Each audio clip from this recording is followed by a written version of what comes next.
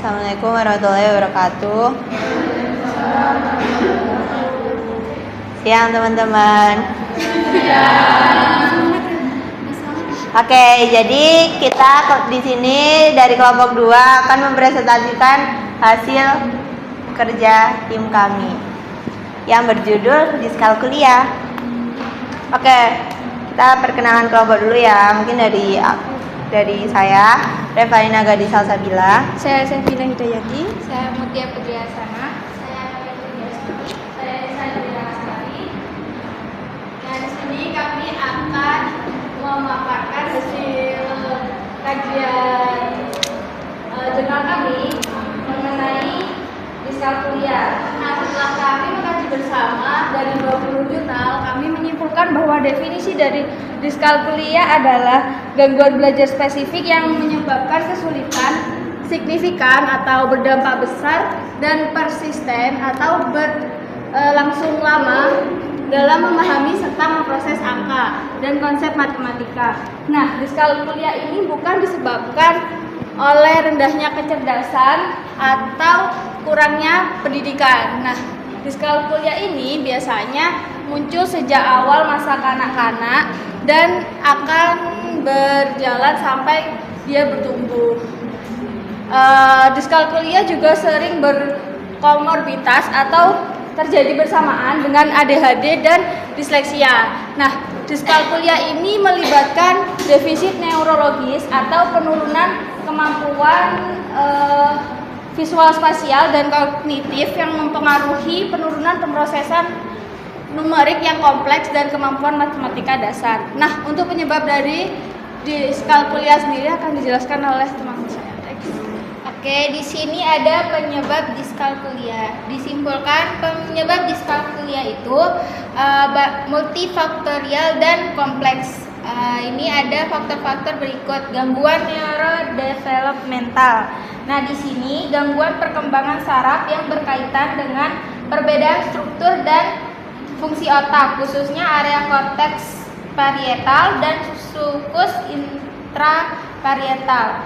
Nah, ini korteks parietal ini serebel otak yang bertanggung jawab untuk mengintegrasi informasi. Terus kalau sulcus intraparietal itu representasi makna angka atau numerik. Nah, dua area ini berperan penting dalam pengolahan angka. Terus kedua ada faktor genetik, bisa diturunkan dari orang tua atau keluarga. Terus ketiga itu ada divisi sistem pengolahan angka. Nah, ini terdapat gangguan pada sistem pemrosesan numerik, yaitu pertama ada approximate number system yang berperan dalam pemrosesan kuantitas perkiraan. Terus ada exact number system untuk pengolahan jumlah tepat dan kesulitan mengakses makna kuantitas dari simbol angka, yaitu access deficit hypothesis. Dan yang terakhir ada komorbiditas dengan gangguan lain. Biasanya terjadi bersamaan dengan gangguan perkembangan dan belajar lain seperti disleksia dan ADHD serta gangguan lain. Oke, lanjut. Nah, selanjutnya itu permasalahan. Nah, permasalahan anak Diskalkulia ini mengalami kesulitan dalam memahami, mengolah angka, melakukan operasi hitung dasar serta membangun konsep matematika seperti pecahan, bilangan, dan aljabar. Nah, selain itu mereka juga sering menggunakan strategi prosedural seperti menghitung dengan menggunakan jari lebih lama dibandingkan anak normal. Nah, hambatan ini tuh sering disertai dengan defisit kognitif atau memori kerja perhatian dan fungsi eksekutif, gangguan visiospasial serta kondisi yang menyertai berupa disleksia. Nah, akibatnya itu mereka menghadapi kesulitan dalam akademik, kepercayaan diri, kecemasan hingga dampak sosial praktis dalam kehidupan sehari-hari, misalnya itu menghitung uang, membaca jam atau mengingat angka. Selanjutnya Selanjutnya masuk ke intervensi. Jadi intervensi dari diskalkulia itu adalah yang pertama pendekatan berbasis musik dan auditori. Jadi contohnya tuh anaknya tuh bisa diajak dengerin lagu sambil kayak irama ketukannya tuh dihitung kayak 1, 2, 3 kayak gitu. Itu tujuannya untuk melatih anak melatih anak untuk tahu ritme sama lagi melatih berhitungnya dari 1 sampai 4 atau sampai 5 gitu. Terus selanjutnya media interaktif dan video instruksional.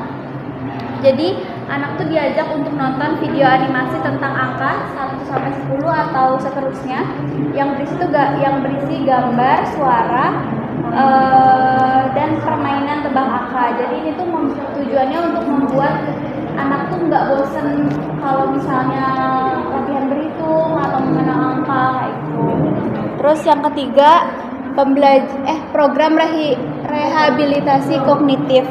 Itu tuh contohnya menggunakan aplikasi komputer ataupun aplikasi yang ada di handphone, di tab atau di laptop dengan berisi permainan memori seperti kayak ngingat posisi angka. Kan biasanya ada game yang kartu dibalik kayak gitu-gitu.